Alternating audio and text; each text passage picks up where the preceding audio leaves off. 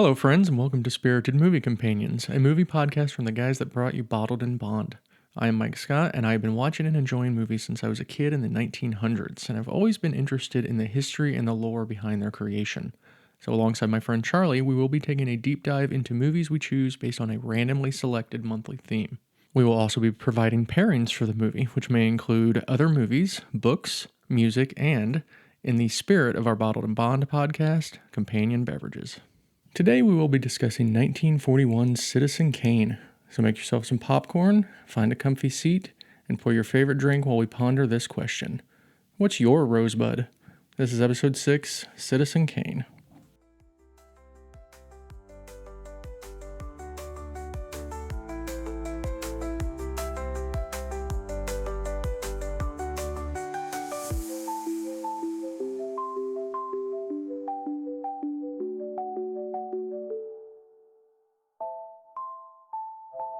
Charlie, welcome.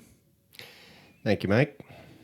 Nice weather today before Father's Day tomorrow. Very nice. Where neither of our wives will be here to, celebrate all of our hard work and dedication as fathers because they'll be taking our kids to camp, which maybe is the best Father's Day present of all. That we don't have to go. Having some cigars, having some whiskey, Sounds enjoying good the to me. day. I went and got the Harrison Ford Nice. whiskey. So We now have some Harrison Ford whiskey. we'll see if he has good taste or not. Yeah. We won't be having it solo, though. Okay. Wow. Yeah, that was pretty bad. I'm not even going to lie. That was terrible.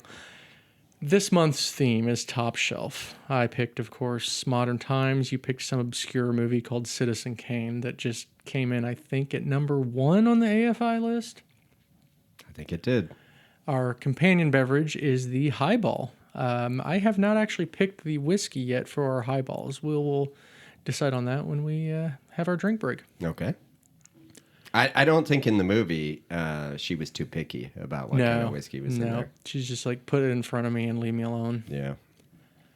Listener comments. We actually have 2 because I forgot that I actually did set up an email specifically for this podcast. Oh, I see. The Countess Tracy actually has sent in 2 emails.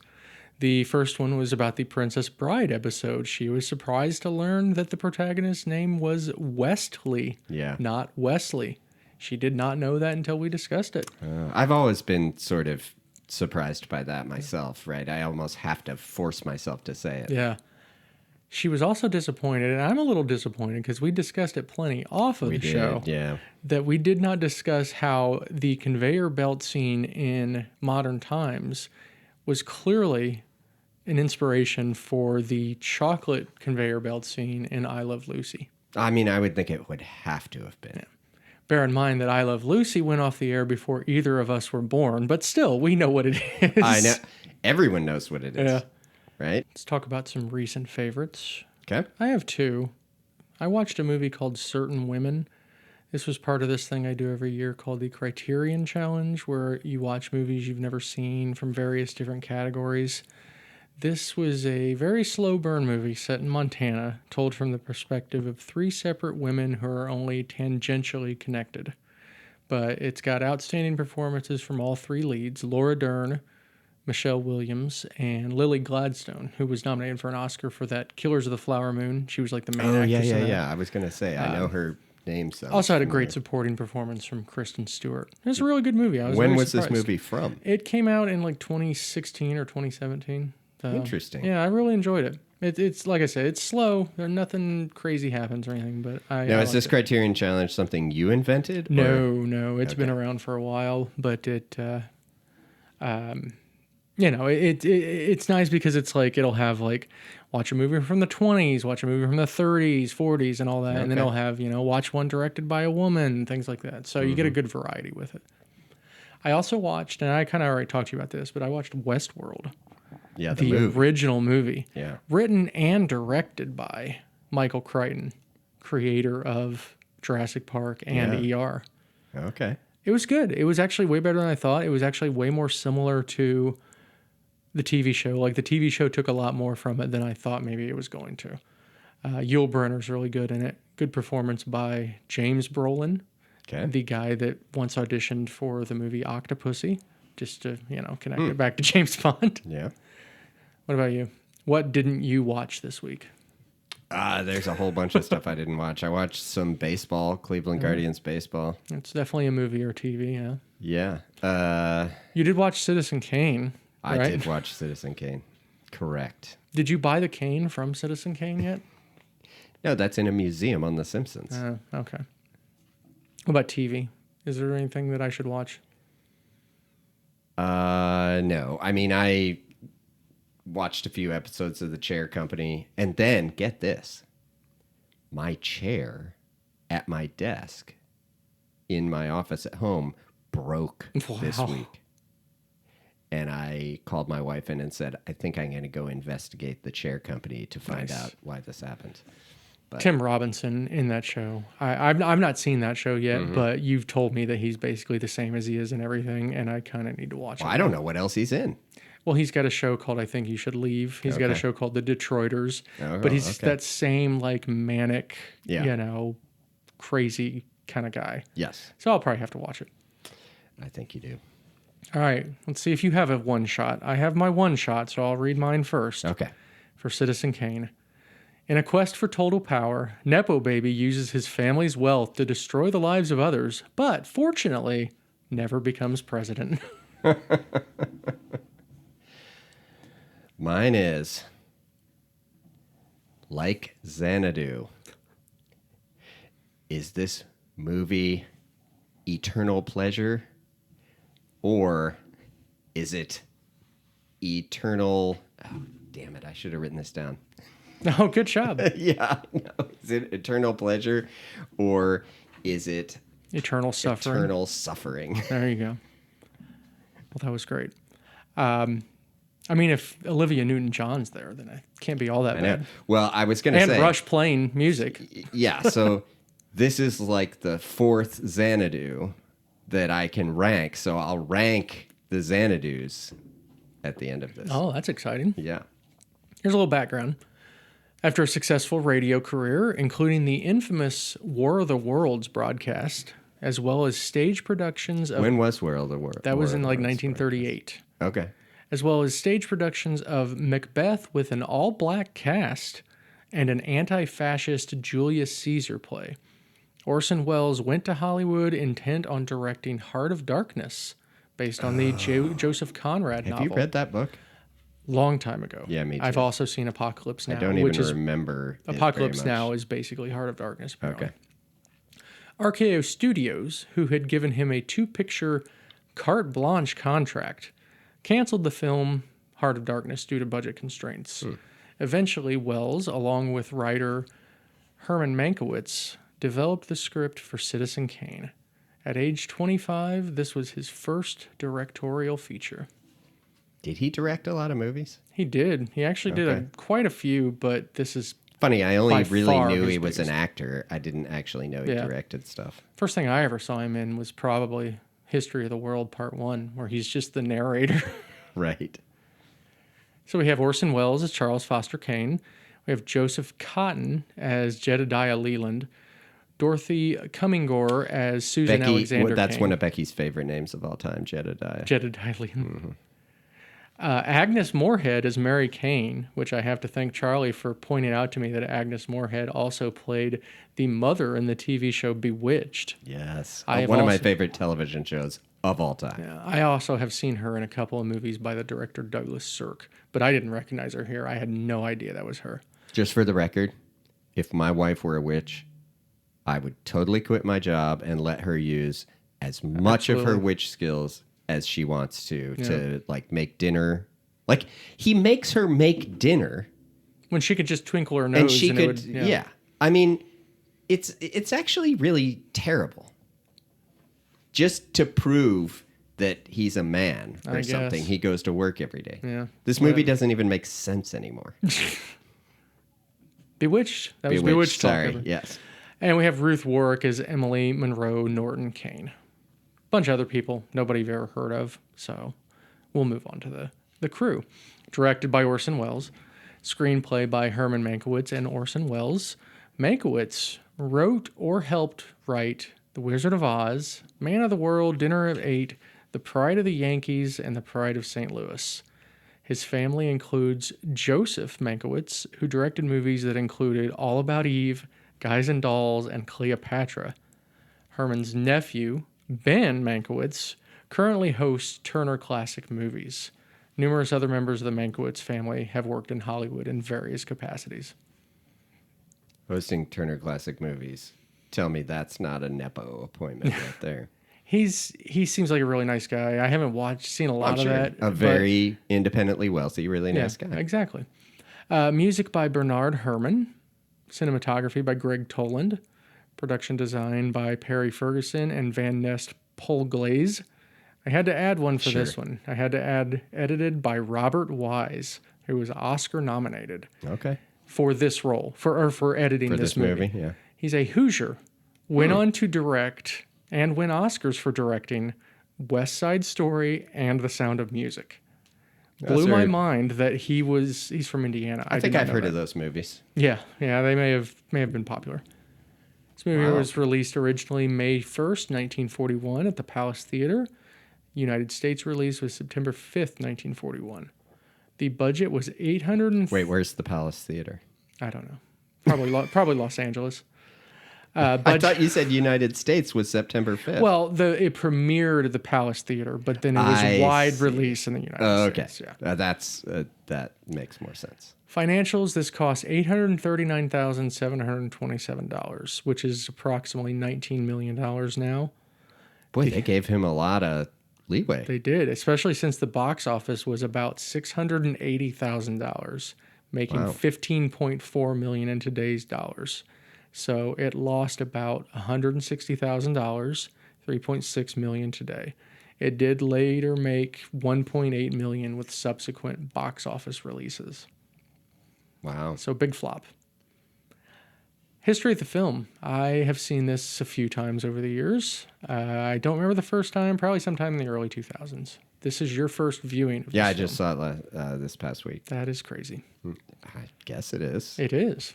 Okay. Yeah. I mean, you're like 85. It came out when you were 4. I mean, you would have thought your parents would have, got the limo out and taken you to see it. Yeah. Well, of course. That's hilarious. But of course, back in the day, right, when we were in the 70s and 80s, nobody wanted to watch a black and white movie. Yeah. I grew up in a time when you could still buy a black and white TV. Right. They'd still say color TV. You'd go to hotels and they would advertise, "We have color TV." Yeah, and I mean, you go to the store to buy a color TV, and you could still buy a black and white TV very easily back in those days.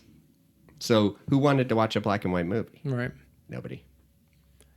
We'll move on to the scenes now. So we start with Xanadu and Rosebud. The film opens with a no trespassing sign panning up to a castle called Xanadu, the enormous and mysterious estate of Charles Foster Kane, where the aging newspaper magnate dies alone after dropping a snow globe and uttering the word Rosebud. You mean the beginning of a Scooby-Doo movie? You caught that too? Oh my gosh, Becky and I both looked at each other and we were like, this is just like Scooby-Doo. Look at my notes. I put the castle definitely appeared in Scooby-Doo's opening. Nice. I mean, it's almost the same way they filmed it, even with the rickety gate and everything. Yes. And it looked terrifying in Scooby-Doo, That's hilarious, yeah. Yes, that's the first thing we both thought of. We then go to News on the March. A newsreel obituary recounts Kane's life in broad strokes, portraying him as one of the most powerful and controversial figures in American history. The segment highlights his vast wealth, political ambitions, multiple marriages, including to a president's niece, and lonely death. Now, was he only married twice? Yes. Okay. I honestly found a little bit of this confusing. It was. Because they kept bouncing back and forth to follow, and stuff. Yeah. Even the newsreel. Right. And my wife said, is this what the whole movie's going to be? Because the newsreel? Yes. It went on for a while. It did. So there's a journalist, a newspaper man named Mr. Ralston, and he wants to know more about Kane and honing in on the final word as the starting point. So he sends reporter Jerry Thompson to investigate. I really liked the aging makeup all throughout the movie of Kane going from 25 to 70. I thought they did a good job with that, and you kind of see it all in this newsreel. Yeah, there's one. I have a comment about it at one point, though. Yeah, we see Kane hanging out with Hitler. Not a good look then. Probably some people they would think that would be all right now, but that's neither here nor there. Yeah. So the room with the newsreel where they're all watching this going on, that was the first scene shot in the movie.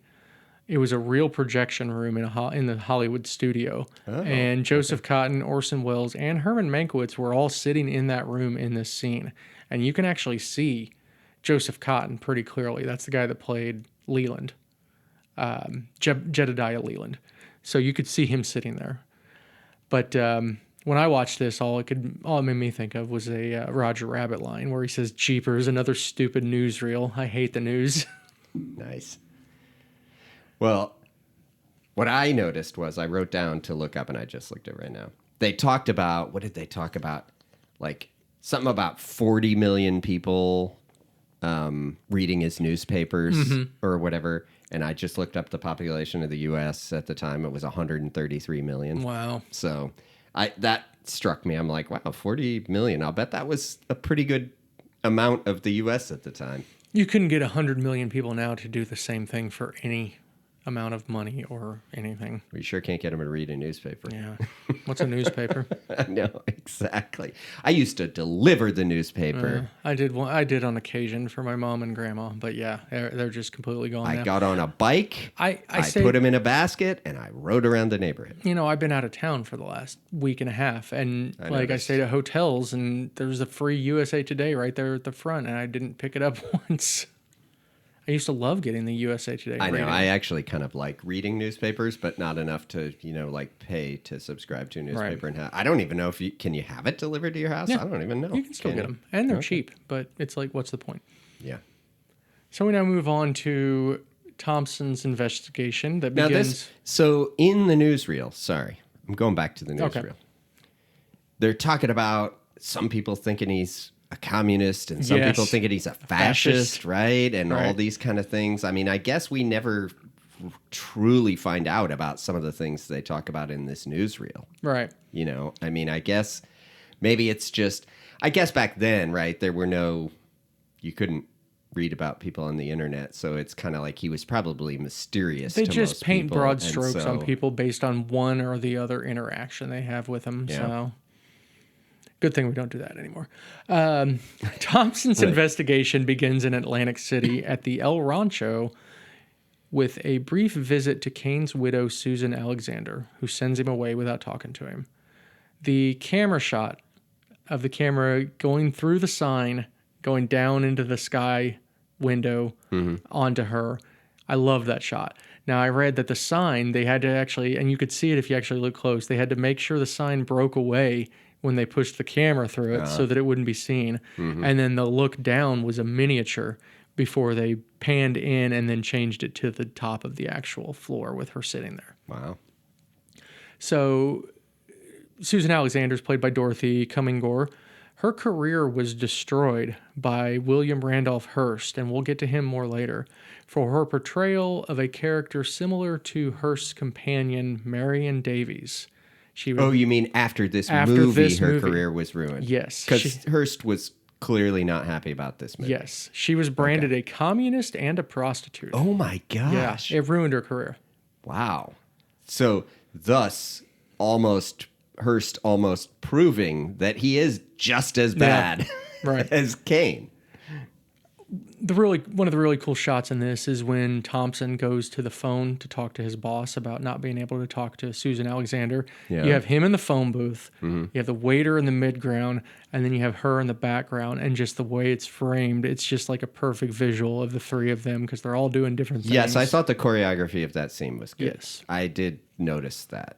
Right. Yeah. That you could, and he goes in there and you kind of hear the other people talking. He's not on the phone yet and everything. Like the way they choreograph each of the people in that scene doing their part with that one shot from who knows where behind the thing was pretty interesting. So at this point, Thompson moves on to the Memorial Library of Walter Parks Thatcher, the banker who became Kane's guardian after a gold mine unexpectedly made his family wealthy.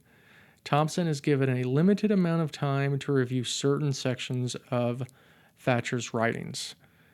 So even this scene too, you get like this cool spotlighting where the desk has this huge bright light on it, and then it's a little darker everywhere else. You get this ominous music that sets the whole scene. Even the scene when he's still like in the lobby, like all the stuff up in the top right was like a painted picture, Right. to make it, with forced perspective and stuff to make it look real. And that's what I'm just going to keep making these kind of points as we talk about this one, because that's kind of the big thing is this one is the kind of visual stuff they did that really you hadn't seen a lot of before. Yeah. Although, we did talk about Modern Times and what Chaplin did with that roller skating scene. Oh, yeah, that was But amazing. I feel like Wells cranked it to 11 for some of the stuff he did in this one. I mean, that play. So the guy was dead, right? Mm-hmm. The banker, and that was a pretty wild. Like he had to go in that room. He couldn't leave the room. He had to go in there and read the book there. The book couldn't be taken out of the room. But that's a pretty big room just to read a book in. Yeah. I guess that's the reading room of his library. It's his memorial library. Okay. How many bankers have memorial libraries, would you estimate? Probably most of them, because they're really full of themselves. So of course they've built one. Of course. So many bankers. I go to bankers' memorial libraries all the time. Nice. And what do you think was in his memorial is library it just other than this one book? Is it just his memoirs too? Is it just his writings? Right. Like, is that do bankers write a lot? I don't know. Well, there wasn't a lot you could do back then. Bear in mind, we're talking like True. this There is like was no TV 1895 at this point. Yeah. When he was, well, I guess the early parts was like 1895. So I guess the present day is time, 1941. But yeah, the time was confusing because I'm thinking, are people really this old? But yeah, we're just not used to. Because Kane was, I think it said Kane was born in 1871. Yeah. So you got to kind of work it from there. The scene shifts to the boarding house in Colorado ran by Mrs. Kane, who is rich from those gold mines given to her by a delinquent boarder. Like we said earlier, Agnes Moorehead as Mary Kane, also well known as the mother from Bewitched. She was unrecognizable. Yeah. I mean, she was pretty young here. We're talking 25 years before Bewitched, too. Yeah, So. yeah, but still. Yeah. Another, great cinematography shot, her looking out the window with Thatcher and Kane in the background. Just the way that one was set up. And her acting. Her acting's great in this. Yeah.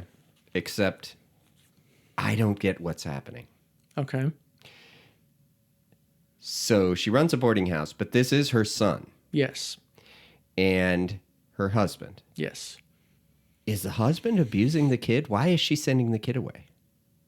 Because she is now uber wealthy, and I guess that she she's wants wealthy. him to have a good education, and she wants him to have a good life. And she's going to, for whatever reason, she wants to continue to run the boarding house. Well, I was going to say, And like, yeah, it the doesn't... dad, I don't think the dad was like physically abusive. I think he was just kind of a deadbeat. Maybe. He That's kept the way I look complaining at it. that he was a good father, but then he sort of, it was weird. It didn't make sense to me that a woman would send her son away just She wanted because him she to- wants to run. Yeah, She but wanted him to have a way different life from what she has. there are ways to do that. There are. You send him to boarding school and he comes back in the summer. Yeah. I mean, seriously, that part did not make any sense to me, and they don't really explain it in any way. Yeah. But it was it just. Well, they made the banker his guardian, so it's. get it. Yes, that's what it was. He was being sent to.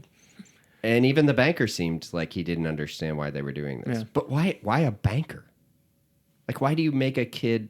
I don't know. Yeah. That whole thing did not make sense in the story to me. Yeah. I just didn't know if it was supposed to make sense or whatever. But okay. Different. I think you chalk it up to different times and what people wanted for their kids in different times, maybe. But I do like how you have this shot of them standing inside.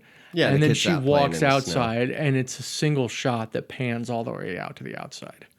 Yeah. Spoiler alert, we do see Rosebud in this scene, and then Yeah. it shifts to Kane with the banker opening a Crusader sled later on. Okay. A Crusader, huh? Yeah. So that's a really nice sled instead of Yes. his homemade sled. Right. We now go to an older Thatcher reading a letter from Charles. Kane, who is now 25, takes control of his inheritance and chooses to run a struggling newspaper rather than pursue a more conventional business career. The banker doesn't seem too happy about it. He is not. He transforms the Inquirer into a sensation through aggressive reporting, crusading journalism, and a flair for spectacle.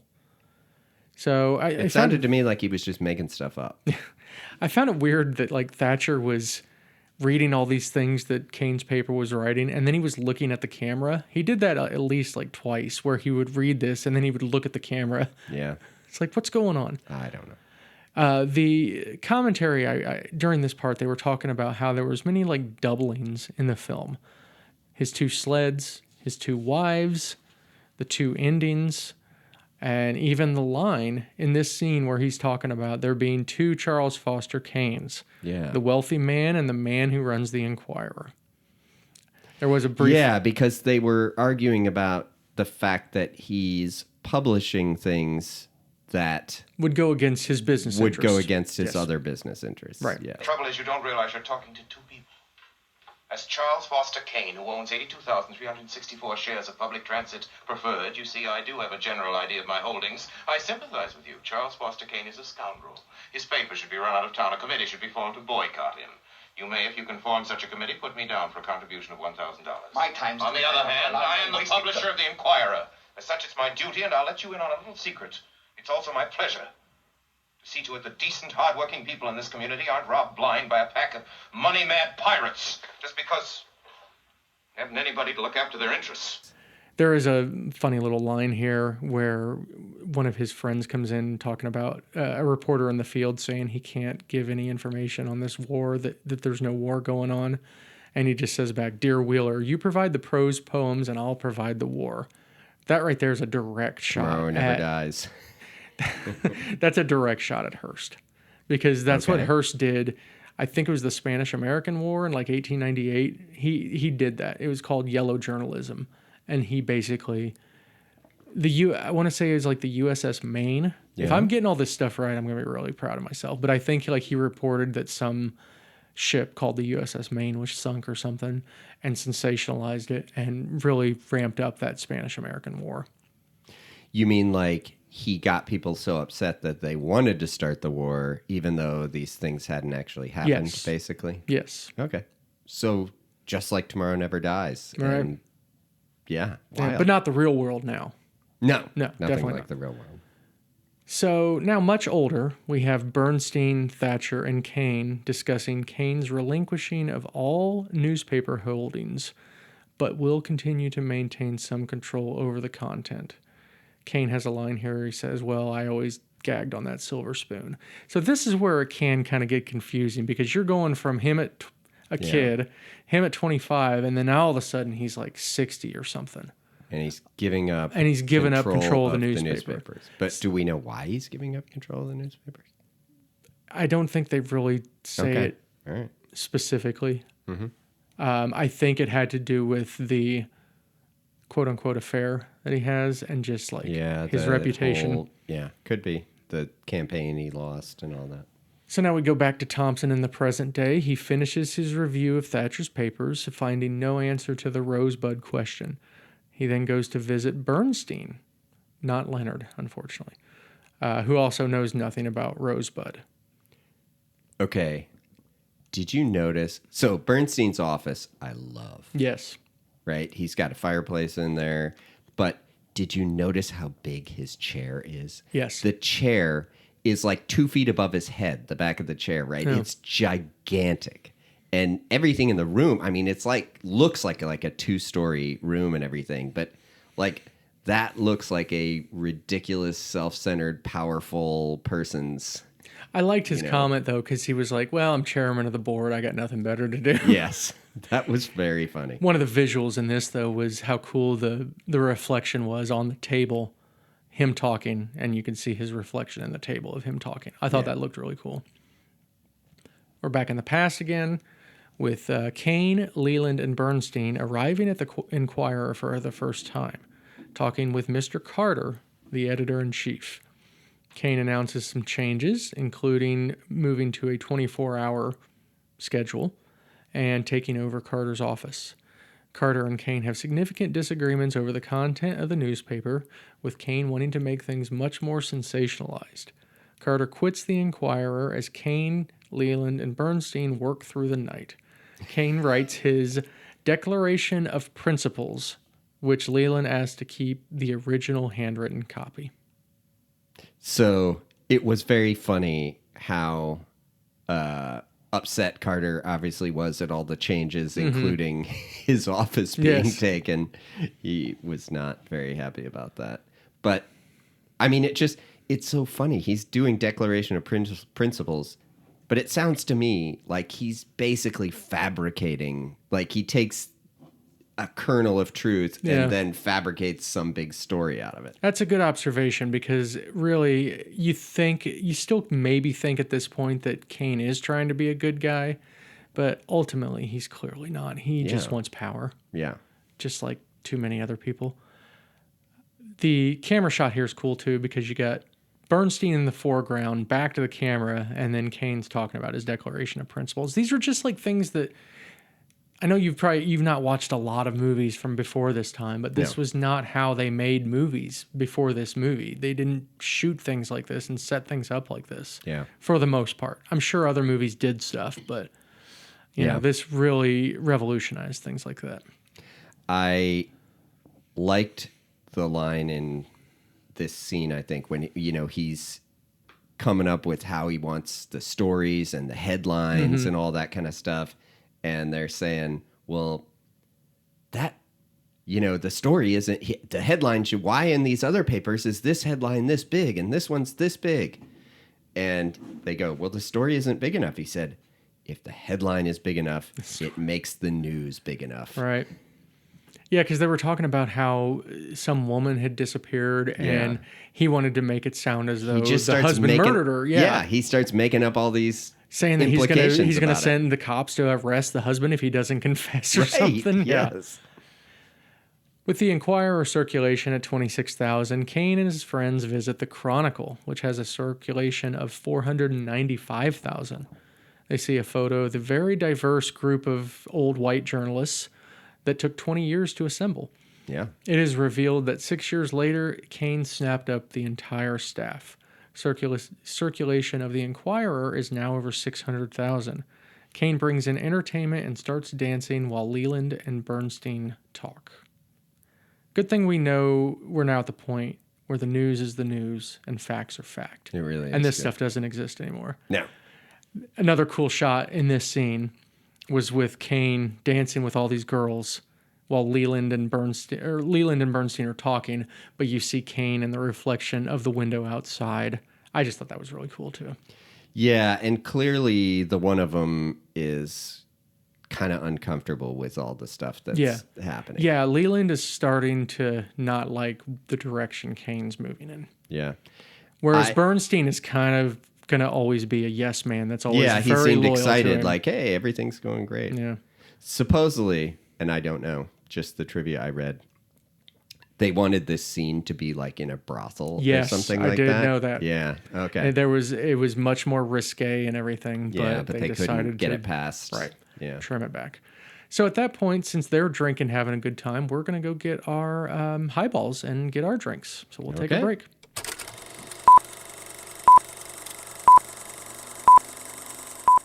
We are back with our very simple, very 1941 drink of a highball.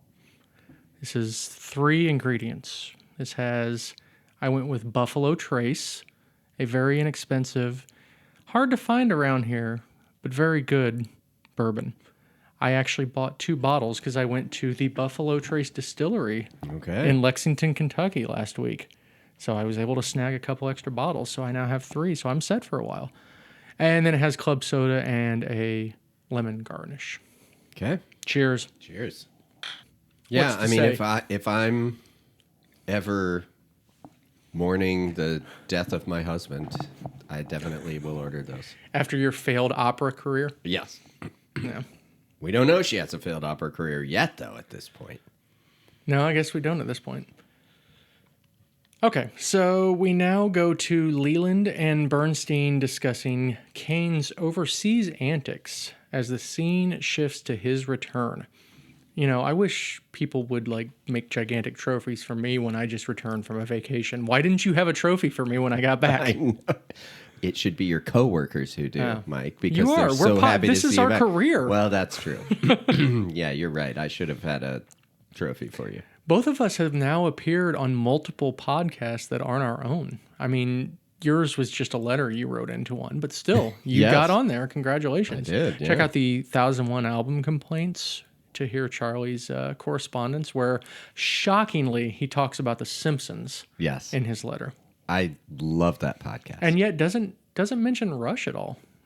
That's surprising. No, well, when they finally review a Rush Yeah. album, I might have to write in again. So Kane arrives in a white suit, revealing that he has a social announcement: his marriage to Emily Monroe Norton, the niece of the president. We go back to the present. We don't know who the president is, No, though, right? just some random guy. well, Although- hang on. There's a huge marriage montage. Yeah. I wonder if this is like the first montage ever in a movie. You should have researched this because there's a big montage of like all the things going on and them getting married and all. There's only everything. so much I can research. Yeah. Once in a while, a little support would be nice. And that's the end of our podcast. Thank you very much. No, just kidding. Look, No, my, I honestly my didn't think job about on that. this podcast is just to say Yeah. stuff, Mike. Yeah, you're just the voice and the talent. I'm the behind the scenes guy. Watching the movie is almost all I can manage with this thing. It's about Mike. as much work as you can put Yes. into it. And God forbid we talk about the movie more longer than the actual movie was. I know, right? We are back in the present now, where Bernstein tells Thompson he should go visit Leland. We do get a memorable line here where Bernstein's talking about Leland and how he's in a hospital, but he's not really like sick. He just says just old age. It's the only disease, Mr. Thompson, that you don't look forward to being cured of. That's a pretty Right. good line. Because that's death. Right. Yeah. Yeah, that was a good line. That was good writing right there. I liked that line. Next section we will call Friendship and Politics. So at a hospital, Thompson talks with Jedediah Leland, Kane's closest friend and one of the few people willing to criticize him. Leland recalls Kane's rise to prominence and his growing political ambitions. I really like the shot here where they have Leland sitting in the chair on the left side, and then the right side of the screen fades, and then it comes up showing Kane and Emily in the kitchen or in the dining room having breakfast together. And then Leland stays on the left side of the shot for a little bit, and then he fades away, and then they go completely to the dining room. Again, I just don't think that that's something that happened then in Probably a lot of not. movies, you know? I mean, I did. So, there's a whole section of them growing apart. Mm-hmm. Right? Have we gotten to that point yet? That's this right here. I was just Okay. I'll say it real quick and then you can talk about it. Charles and Emily discuss the newspaper. As time moves forward, Emily and Kane drift apart as Charles continues to become more power hungry and more snooty, whereas she doesn't really change. Eventually, they just stop speaking at the table. Yeah, I did. I loved their parlor. They go in there to sing, right? And she plays the piano. No, that's not her. That's Susan. Oh, that's That's right. later. We'll get to it. So fading back to Leland, the conversation moves to Kane's need to be loved by everyone and how this got him into politics. At this point, Leland discusses Susan Alexander and how she met Kane, and it was because of a toothache. Encountering a muddy Kane on the curb after leaving the pharmacy to get medicine for a toothache, Susan Alexander, and we're back in the past again here. That's right. Susan Alexander invites him back to her room to clean up, keeping her room door open for propriety. Charles does some shadow puppets, puffs on a pipe, and flirts as best he can. Later, Susan plays piano and sings for Charles. Time moves forward again as Charles continues to enjoy Susan's performances. real quick, and then I'll let you talk, because this is probably the scene you were wanting to talk about. Yeah. At the very beginning, when he goes into her room, Yeah. you see her looking in the mirror. If you look, the snow globe is right there to the left. I did not notice the snow globe. Yeah, the snow globe was That's very interesting. there. Yeah, they sit at the piano. I really liked her room. There was a lot of stuff in there. And then she plays the piano and she just kind of hits these chords. Like she's not actually playing a song. Right. But she's hitting the piano and singing. And I liked that scene a lot. Yeah. Like nothing happens between them, but it's clear that they just sort of seem to have this connection and she seems really enthralled with him. And they make a big deal of the fact that she doesn't know who he is. Right. And I am assuming that's part of what he likes about her. Right. Is that she doesn't know who he is. So she's not impressed with him, or he knows that she sort of isn't playing him or whatever. Yeah. And if Kane was a better guy, maybe it would be more of a Right. love thing. It's but right, ultimately, exactly. it's not. That. It's almost like, oh, this might be like maybe he'll actually love her. Well, not exactly. He's going to make her love him, is what it is. Yeah. So Kane eventually launches a campaign for governor that appears As you destined will. for success. After a political rally, Emily takes Kane to Susan's flat, where boss Jim Geddes threatens to reveal that Kane had an extramarital affair with Susan. This destroys his marriage and his political ambitions. A lot of different things going on here. So the first thing I want to talk about is his speech. The speech itself, it's your standard political speech and stuff. Right. But the entire audience, that's all a matte painting. So basically the only thing that was real in that first shot where you have the big poster of him in the background was the stage. The stage was real, and it was surrounded by a matte painting. Yeah. Could you tell? Let me say this. What I wrote was that it was a strange election set. Like the perspective and everything was definitely odd. And I couldn't figure out that that's what they did.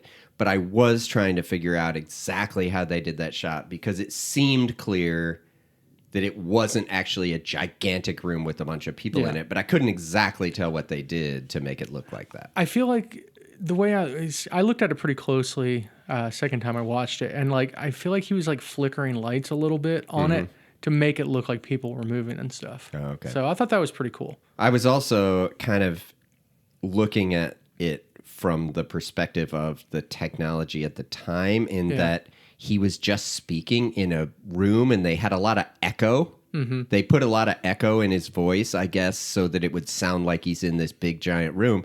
But there's no microphone and speakers and stuff like that, right? It's obviously supposed to be in a room that just acoustically, like it would have been, that you could speak and people could hear you before there were really always microphones and speakers and stuff like that. Another good, just framing shot was when you had Kane, Emily, Susan, and Geddes in Susan's apartment. And you had all four characters in the shot in various poses and stuff. And then you have Kane shadowed in the back. It just looked really cool. Now, the question I have is, did Kane actually sleep with Susan? Because Susan was being pretty defensive and she was denying that there was anything going on. So I don't know for sure.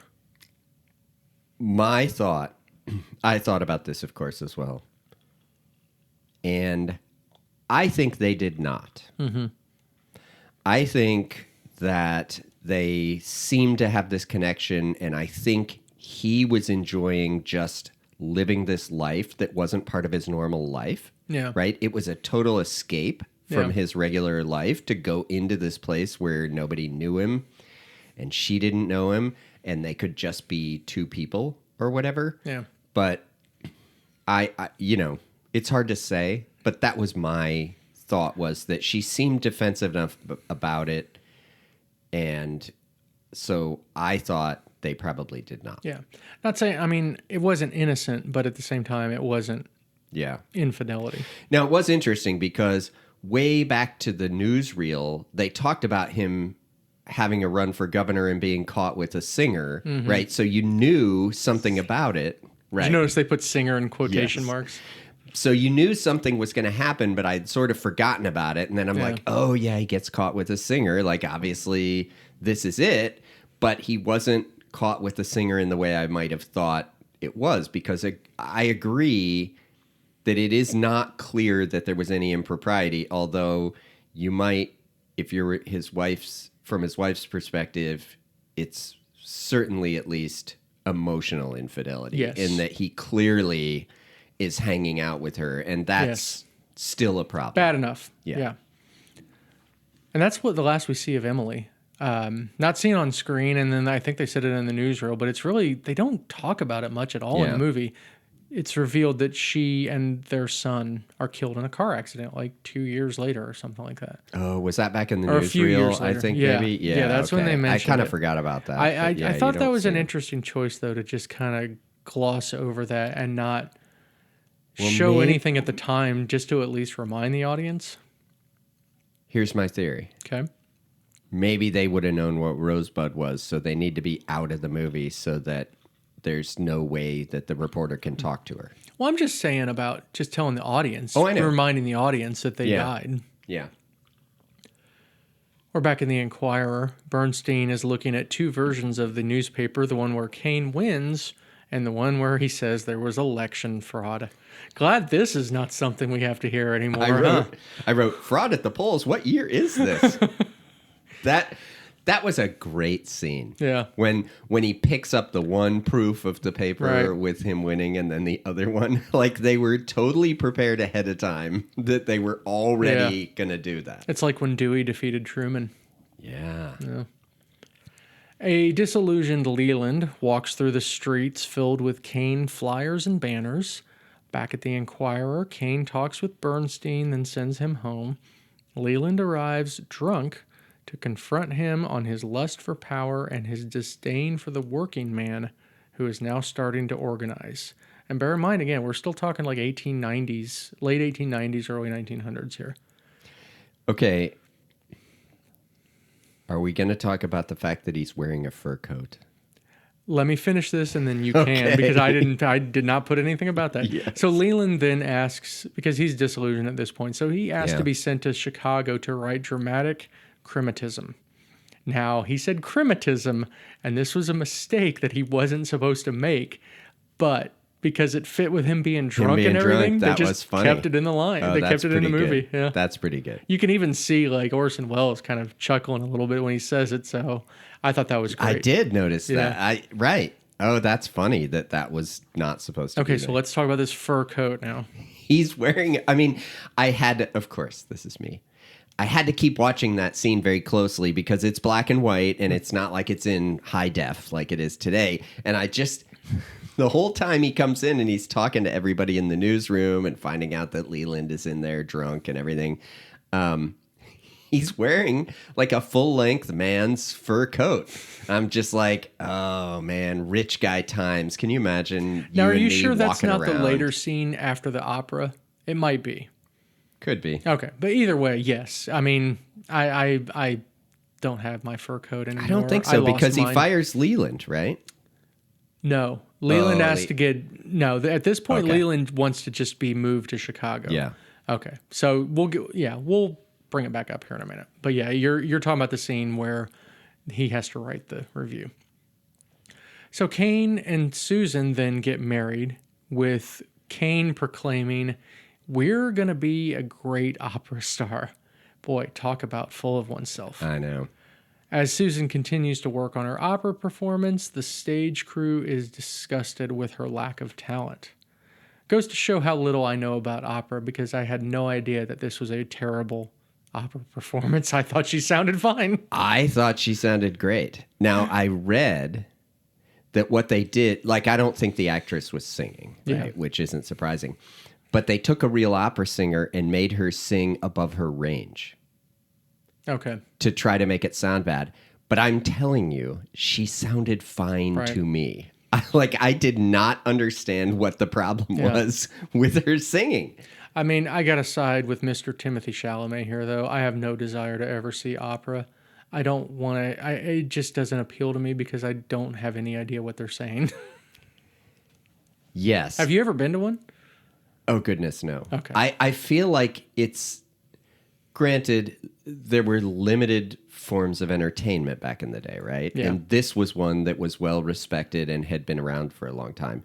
But I feel like it's the type of thing that rich people went to and didn't have to understand, but it just was, the point was that they were rich and they were going to the opera and judging how good it was, and nobody else could go. So it was something, even if they had no idea what was going on. And no offense to any of our 2 listeners that may be big opera fans, you're more than welcome to write in and let us know what That we should just know. don't understand what opera. we should know about opera and why Yeah. we should try to appreciate. Like it. ballet is different because like you can see what crazy, amazing things Yeah. they're doing. I'm not saying I've, go to the ballet every weekend, Right. but opera, they're singing typically in a foreign language Right. and you have no idea what they're talking about. Yeah.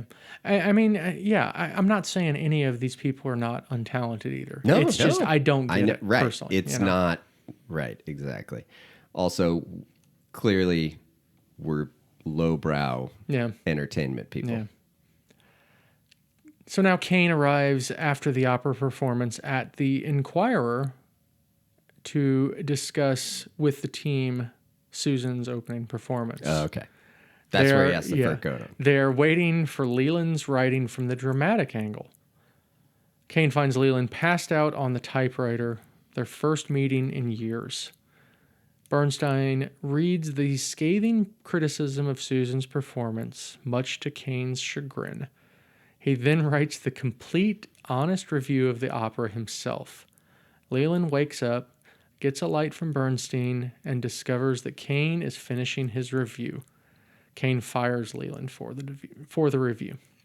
See, what I don't get is Kane didn't actually seem that upset with the review. He keeps writing it. He kind of laughed. It's weird. He's weird, and he has emotional problems. It's one of those weird psychological things. Well, I think it's back to there's the version of him that's him, and there's the version of him that's running the newspaper.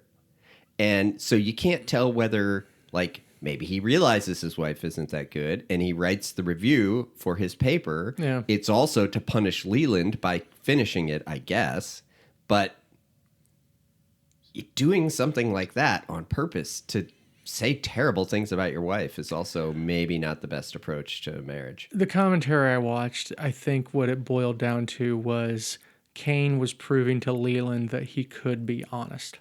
Because he knows it was terrible. Yeah. He's not deluding Presumably. himself like some people. Unlike delude us, because we didn't know it was terrible. Right. It sounded fine to me. We did have the cool shot there where Kane's typing on the typewriter, and then we see Leland walking towards him in the background, and that was actually 2 superimposed shots. Oh, really? So what they would do is they would put a black like felt or something, and then just have the Kane part, and then have the Leland part, and then put them together. They used something called an optical printer, like a ton in this movie, and that was how they were able to achieve a lot of these effects and stuff. Weird. Do you think back then it probably would have been a dot matrix optical printer, right? Sure. I don't know. Yeah, I was, of course, concentrating a lot on the typewriter and how fast he was typing and how many times he hit the thing and then returned it back. The return key, of course, was that bar that you pushed the actual platen back across there and everything. That was That's cool stuff. I'd love to have a I liked typewriter the someday. typewriter. Yeah, I'm certain you could have one if you wanted one. My mother had a typewriter that typed in script. Wow. How awesome is that? That is awesome. I don't know why she thought that was so great, but she got one, and it was pretty cool. I still, every once in a while, run across something that she typed on that script typewriter. Maybe we'll get a sponsorship from, Smith Corona? Do they make? Does anyone still was gonna say. make? Right, they made them. I don't know that anyone. Maybe from Tom Hanks, who has a collection Tom of Hanks loves vintage them. typewriters. Tom, I know you're listening to this. Come on the podcast and bring us some typewriters. They are awesome. They are. We're back in the present now. Thompson asks Leland why Kane wrote the bad review, to which Leland responds that, like I said earlier, Kane was trying to prove to Leland that he could be an honest man. We now move to Susan Alexander's story. So we have Thompson once again back at the El Rancho in Atlantic City, finally gets a chance to chat with Susan Alexander, who is haggard and clearly unwell. She describes meeting Kane and being drawn to his warmth and attention during a difficult period in his life.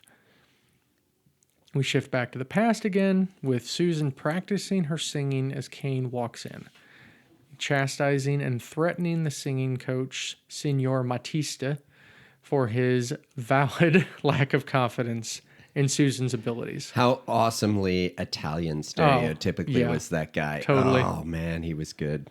We see a second angle of the opera scene at this point, because we saw it already once with her Right. performance, but we see it from the behind with Susan singing to the audience and Kane watching from the shadows above. Leland is sitting there turning his program into shreds while Bernstein nods off, and Kane overhears a woman laughing at the performance. The opera ends, and Kane applauds enthusiastically. Now, that's what you should do for Yes. your wife's opera.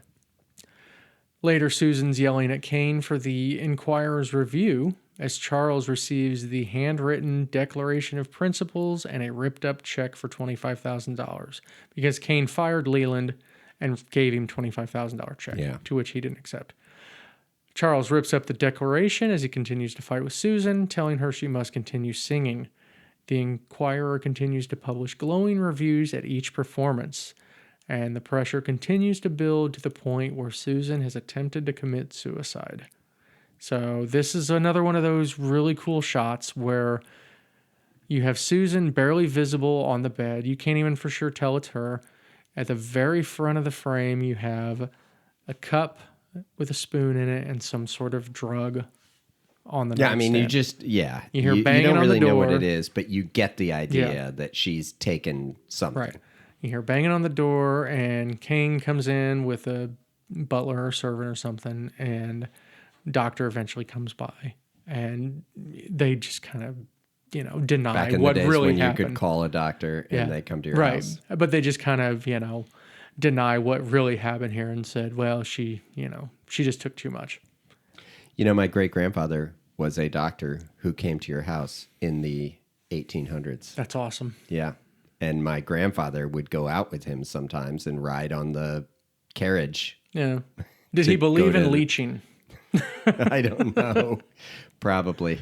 Wow. I don't know. So we now move to the fall of Kane. Well, hang on. Okay. So I did like that. So Kane goes to stay with her, right? She's recovering or whatever. And the doctor, I don't know what he did, right? And he's like, and Kane stays with her. And he's just sitting there like he's got a suit on sitting next to her bed. Yeah. In your house and your wife's recovering, wouldn't you go put some sweats on? One would I mean, think. I would, right? One would I'm not going to sit there in a suit and just sit in Yeah. the room helping my wife. I'm going to put a t-shirt and sweats on, Mike. Right. I don't know what he's thinking. So the fall of Kane at Xanadu now, so we're a little farther in the future, but the past from the present. It's so confusing. Susan works on a puzzle as Kane rambles over.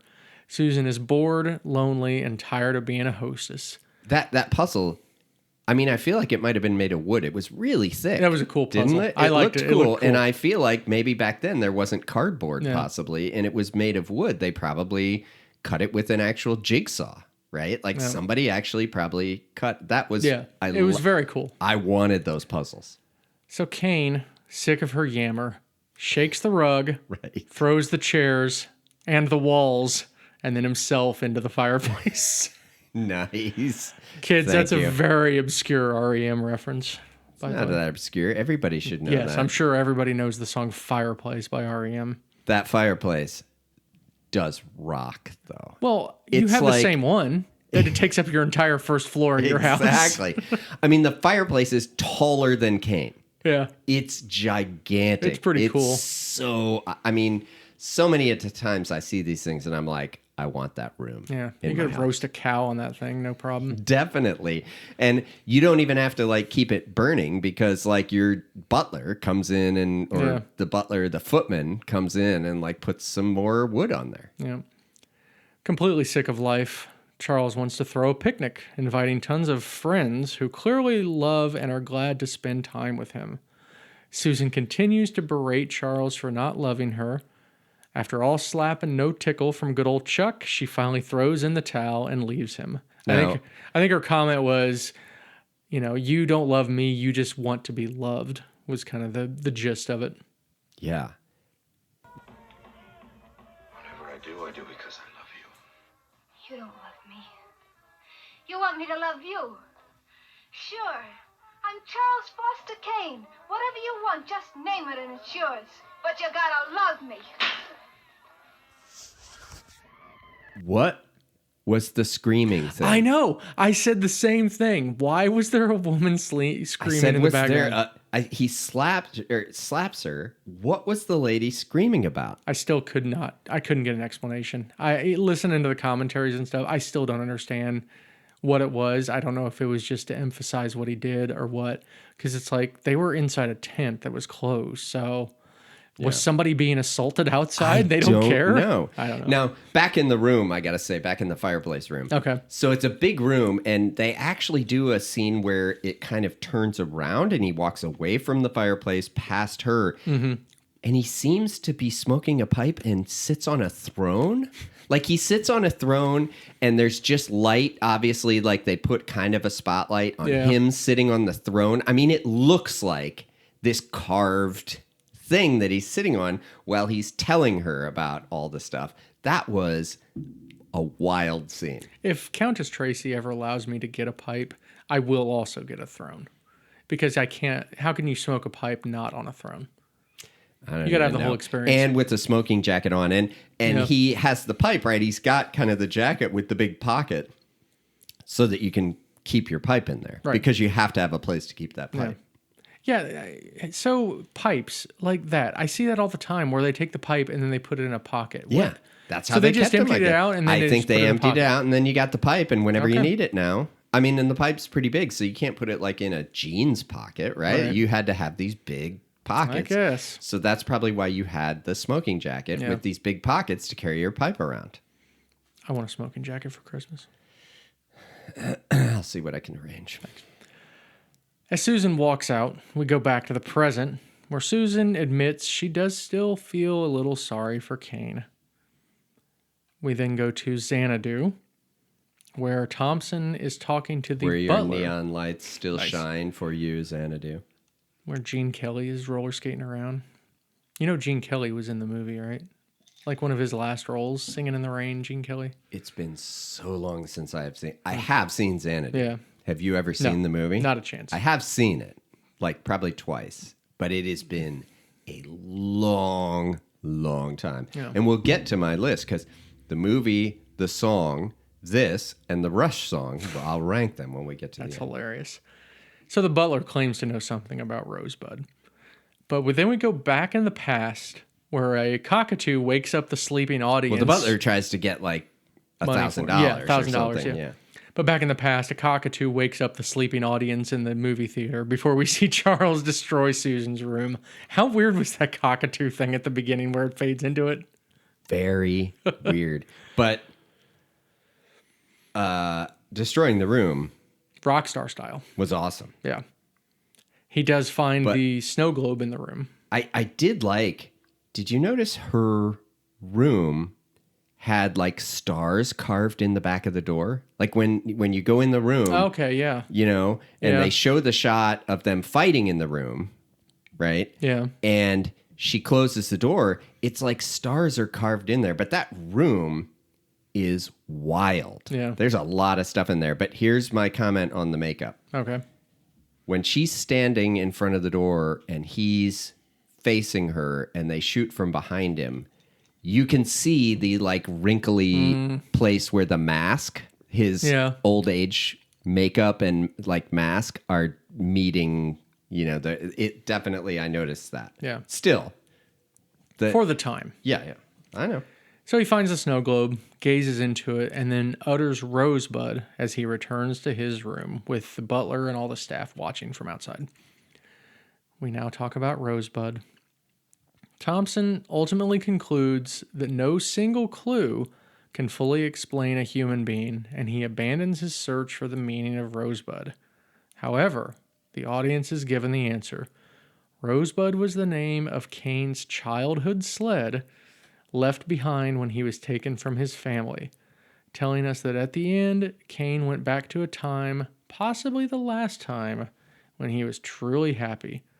The sled burns in the fire with all the other junk Kane accumulated over the years.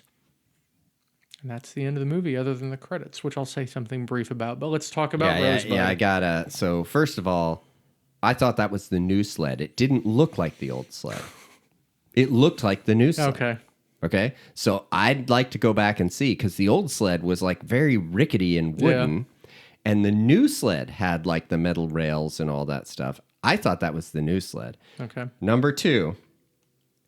Why has his house turned into the warehouse from the end of Raiders of the Lost Ark? Oh, I have trivia about that. Do you really? I do. Because, I mean, it's full of all those boxes, and I'm like sitting there, and I'm immediately thinking of, we have top men working on it. Who?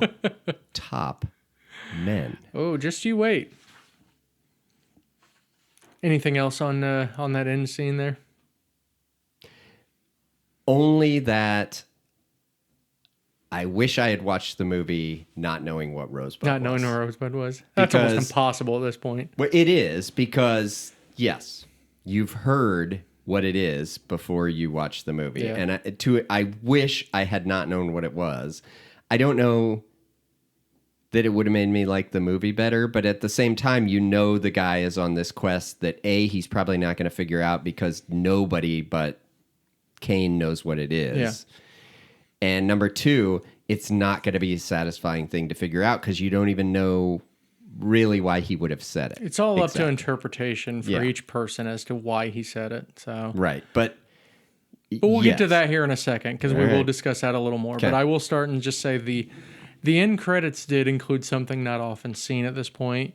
You get a brief snippet of many of the main performers and one of their memorable lines from the movie. Well, and it said in there, which I had read, that a lot of these people had basically never acted. It was before. it was their first movie. Yeah, they had worked at like on stage. Yeah, they worked at that's Wells. What existed. It was Wells Theater Troupe. Yeah, but still, it was kind of fascinating, right? I mean, it was because now you see all the time where they'll be at the end of a movie and they show a clip of someone and put their name in the credit, right? And show a clip of what they did and put their name on there. Although it would have been better if they had done it like where Naked they showed Gun a clip. style? No, Oh, where okay. they showed a clip and said, like Leland Blutarski, U.S. Senator. Yes. Like told That what would their have been future better. stories were. Whereabouts unknown. Whereabouts unknown. But it is weird. We don't know what happened to the mother. We don't know anything about her. Was she okay that her son was just gone forever and she never saw him? I mean, she was rich. She could have traveled to see him. Yeah, Mike. but she kept running her boarding house for whatever reason. That was weird. That was a weird part. But again, like that, that was like 1882 or something. I get it. So it wasn't as easy to travel, but she Yeah. was rich, so she could travel, and he traveled clearly, so she could have seen him again. Yeah.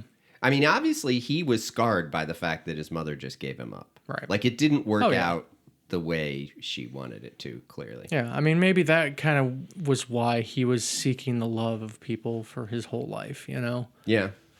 Yeah, I know, right? Because his mother basically abandoned him in his mind, I'm sure, which she did. Here's some trivialities. Per the commentary, this movie was not accepted in the mainstream until critic Pauline Kael called it a newspaper comedy. Pauline Kael was like one of the most famous movie critics for like a long time. I mean, it was like she had like a 40 year run or something from like the 50s to 90s or something. Okay. Some crazy amount of time. Large portions of the Xanadu Great Hall were a matte painting. This inspired a similar scene in Raiders of the Lost Ark, the warehouse at the end. So you have that scene. So the stairs were real in Xanadu. Yeah. And the people like in this like chunk right here talking and stuff were real. And then you had all the crates and everything all around it. That was all a matte painting. Okay. And Spielberg loved that movie. And so like all of that warehouse stuff is a matte painting except for like the main middle area. So there you go. Do you think that was in the Pleasure Dome, decreed by Kublai Khan? Nice. No. First of all, that Raiders scene is one of the greatest scenes ever filmed in a movie of all time. Don't you think? I mean, It's not my favorite Indiana Jones, I'm sorry. Yeah, but the juxtaposition of him talking about like wanting to study it and everything, and the guy saying top men were working on it. And it just goes into and this you see random... him walking into that warehouse with it boxed up and all those things in that government warehouse. To me, it's one of the most effective scenes ever, and people can't forget it, right? You never forget that scene of walking into the warehouse and the dramatic music that's playing and the guy lying about having top men working on it. It's a fantastic scene. But that's funny that this inspired that scene, because I immediately thought of it when I saw all these crates of stuff as they panned through the house and then finally got to the giant, I guess, furnace where they were burning up all the stuff and the guy threw Rosebud in there. The problem with Raiders of the Lost Ark is it doesn't have Short Round in it. I love Short Trust Round. me, people don't like that second one. I like the second one. And I love Short Round. I do too. And I like the whole scene with the lady in the bar. Club at the beginning. In the club at the beginning. Anything Goes. Fantastic scene with Anything Goes, and then all the people fighting and everything. Yeah. Great, great stuff. So this movie's a clear parallel to when William Randolph Hearst, who put a lot of effort into stifling the movie, he was a huge newspaper guy that had power for quite a long time. He had like a mistress that he actually never married but fathered a child with, but he wanted to like leave his wife for Which would cause no stir in today's world. He wanted to leave his wife for the mistress, and the mistress told him, no, you have a perfect wife. Wow. You will not divorce her. Wow. So weird. Weird. That is weird. But yeah, he seems sure like he was I'm a sure jerk. the mistress was doing fine. Yeah. Right? She probably lived in a mansion, right? Just a slightly smaller mansion than Hearst Castle. This movie was nominated for 9 Oscars, won 1 for Best Screenplay. It's fascinating. Well, maybe it isn't actually, now that I say this. So it's nominated for 5 Oscars, but it lost money. 9 Oscars, right? It lost money. But maybe that isn't too surprising, because it's like, how it is. People didn't know what to think of this movie. I mean, it was way ahead of its time.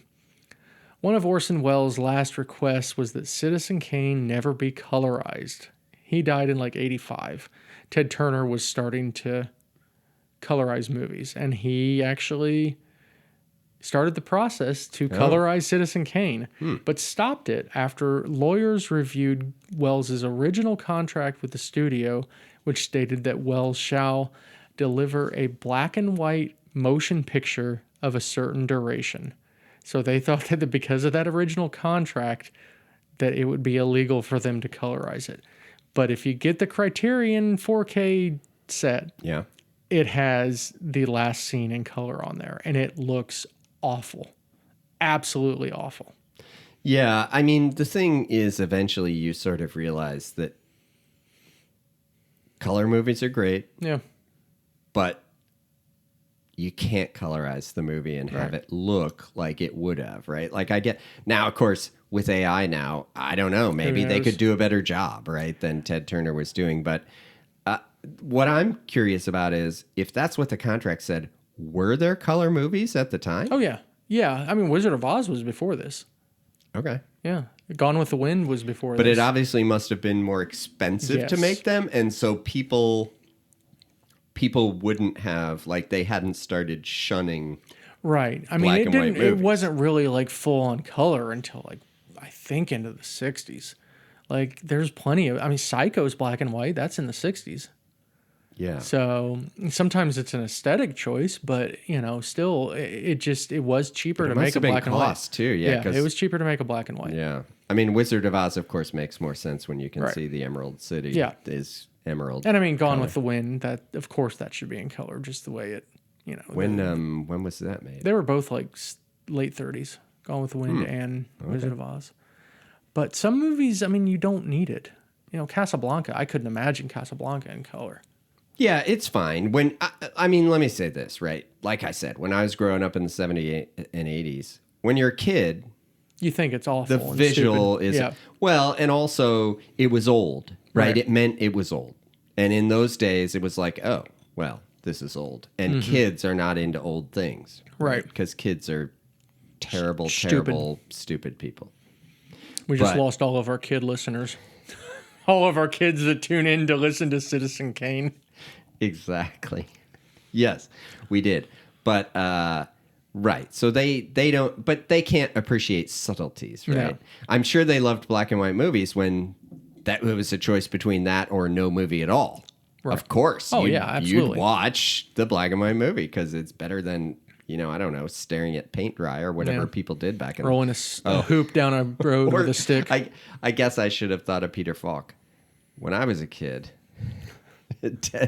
television was books. Yeah. You know. Nice. I will say, the Criterion 4K release for this movie is a 4-disc set that is chock full of audio commentaries and fascinating behind-the-scenes information. I got so much stuff about the making of this movie because of that set. It was really nice. I have a couple companions. One of them is actually on that Criterion set. It's called The Complete Citizen Kane. This was a BBC documentary from 1991 that had interviews with a lot of people, including Orson Welles, just talking about various aspects of the movie. It was like an 1.5-hour documentary. I watched the whole thing. It was really good.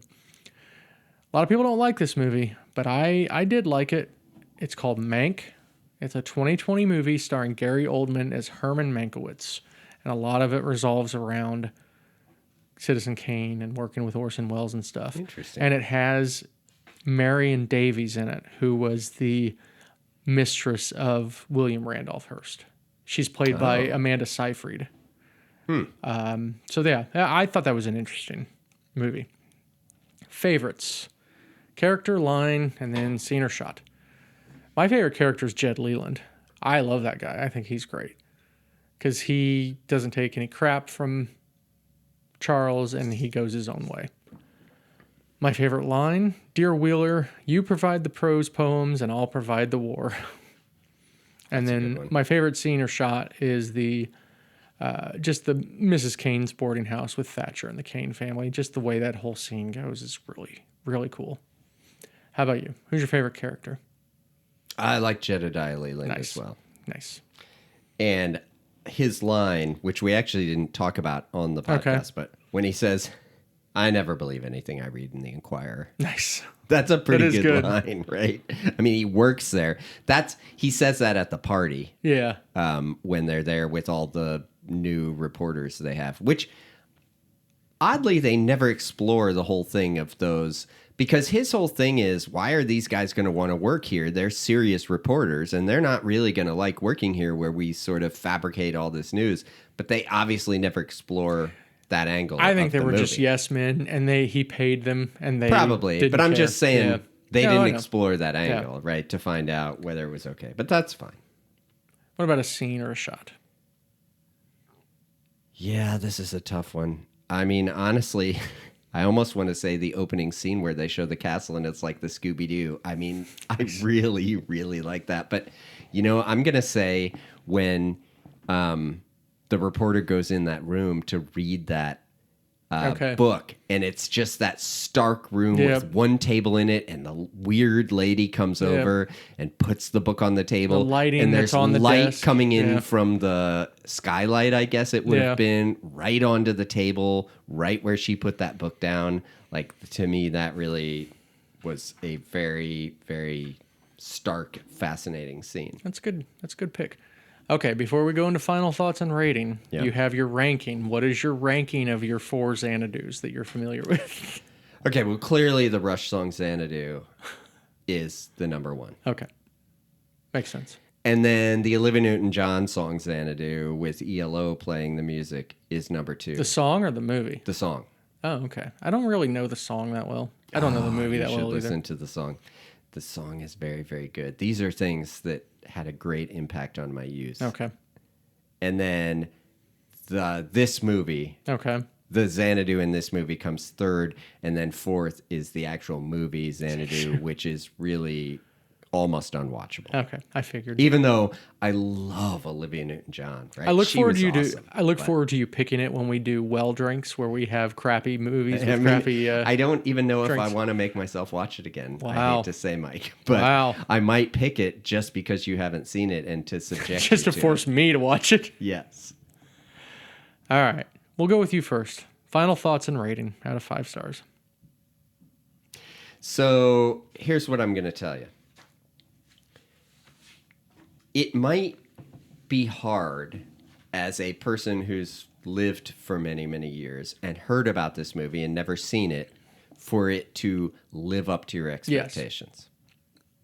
So I think it's one of these things where you can see how it's an important movie, but it's maybe not as enthralling as you kind of expect it to be for the #1 movie of all time. Yeah.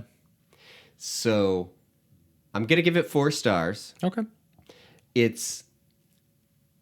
I'm not going to be watching it every day, right? Like, Yeah. it's interesting. And a lot of the technical aspects are very interesting. Yeah. And the fact that Orson Welles had like never directed a movie and he directed this movie and it was sort of like, but I feel like it's the type of thing that critics like, and then a regular person watches it, such as my wife, and falls asleep. Nice. And it's like, I don't get why this is Yeah. so highly rated.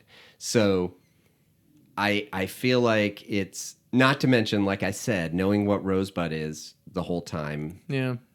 affects you. I don't know. Like, maybe if you didn't know, you get to the end and you go, seriously, it was this sled? Like, you still don't Right. know why on earth he said it. It doesn't make any sense. But anyway, so, there's a lot of James Bond movies I'd pick to watch before I watch this if I Nice. just had to watch a movie. But I can definitely appreciate the innovation. Yes. And like I said, maybe it was the first montage, right? And a lot of the weird shooting, I read a thing about the shooting that said and I did kind of notice this after I read it, like certain characters he shoots from the floor looking up at them, and other characters, like his wives, he shoots like looking down on them. Yeah. And you notice that when you see his second wife in that bar, they're shooting They're down shooting at down, that yeah. table, right? And everything. A lot of scenes with him where it's shooting up at him and you see the Where ceiling. it's shooting up at him Yeah. and the camera's almost on the floor. Yeah. You know what I mean?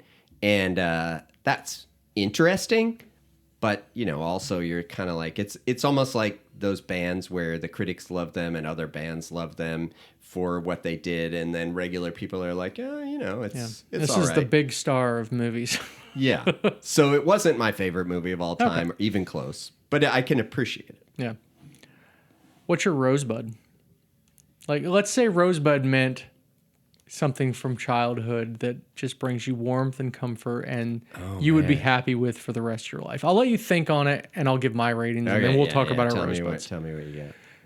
So for me, I think the story is the least impressive aspect of the film, and that's not really an insult, but I mean, it's confusing the way they bounce around and stuff. It is. And that can really get to people. And I think more viewings of it, you fret over that less. Yeah, but at the same time, like it's like I was saying, it's innovative. Yeah. But at the same time, I forgot to mention this. The whole thing of I actually make fun of this all the time. They've gotten so that it's so routine now that you started like a episode of a television show or a movie or whatever else where they show something in the current day and then they're like 10 years Yes. ago and they go back and I get exhausted by it. I get that this might have been the first time that happened and Yeah. everything, but by now I'm just like, oh, are we really doing this Makes me think of again? that show Bad Sisters, which Yeah. was good, but Yeah, they did that it a was. lot. Yeah. Right, where you know more or less the outcome, but you don't know how they got Yes. there. And that's basically the same thing here. And it was innovative at the time, and people were probably... But it was confusing Yes. to go through the story, although that might have been part of the point. Now, what kind of did it better, even though you really only need to watch it once? The Usual Suspects. Oh, yeah. Where they do kind of start near the end, but not all the way at the end. And then you Yes. have all that going back and stuff. And that is Exactly. awesome. It makes me think of when I played in that string quartet in Skokie, Illinois. That was one of my favorites. With Mr. Kobayashi. Yes. That's good. It also makes me think of now, kind of a weird thing to me that they haven't done a lot of is like, have you seen Memento? Memento's crazy. Right. Yes. It's crazy, right? And that is also kind of a weird time thing where you're like, but this one was good, but at the same time, I think watching it now when you've seen it a million times, you're like, okay, that's no big deal. Yeah, it's and like I said, like you were saying, the average person, it's. So I can It can get understand why confusing. just Joe Schmo, who isn't a real movie buff, would watch this and go, what's all the hubbub? Right. No, I get it. I completely get it. But I'm going to say the acting, the directing, the lighting, the makeup, the visual effects, they all seem to, maybe not the acting, but everything else seemed to be far ahead of its time. Those were very good. And watching so many movies now, getting so into movies now, I just appreciate that so much. So yeah, I do give it 5 stars based on all of that. But I do understand the criticisms of it. I can understand why people don't like it. Well, I'm really the everyman of this podcast, I think, Mike. Yeah. So that's why probably our rankings aren't equal, because I'm just sort of I mean, I gagged Joe on, Schmo I gagged movie on the guy. silver spoon, so I get it. I understand. Right. Okay, what's your rosebud? Man, it's tough. I mean, it could be, like, I'm trying to think back. Like, here's part of the reason it's hard for me, Mike. Mm-hmm. I have a house full of items I have saved from my youth. Nice. Behind my desk in my office, as you know, is a whole cabinet of things that I have mostly saved from the time I was a child that I could never let go of. Right. But maybe I'll say my baseball cards would be the thing. Like if I'm thinking back to sort of earliest memories of something, it might be like my Tom Seaver baseball card. Like if I had to pick something that kind of goes back to the time period that you'd be thinking about where he had that sled, Nice. that's probably it. That's good. This is where you're going to see the difference in our age, and this is I know. you're going to find this. Yours very- is a Nintendo or something. Guess what, Charlie? Mine is the Nintendo Entertainment System. That's That is awesome. exactly what I was going to Yes, say. that's because I awesome. got that when I was like 6 years old. Yeah. And I had like Mario and Metroid, and they were such comfort to me. I played them constantly. And yeah, that I was it. remember playing on the Nintendo Entertainment System in college. Nice. Well, yeah. Like I had a said, roommate who had one. I was 6, and yeah, it traveled with me through various houses when we moved and stuff, and I absolutely loved playing those games. That is hilarious. That's what I picked. I mean, I for have memories of like when I first got The Legend of Zelda. Sure. It was like, it was for my birthday in like 1988 or something, and I just was immediately playing it constantly.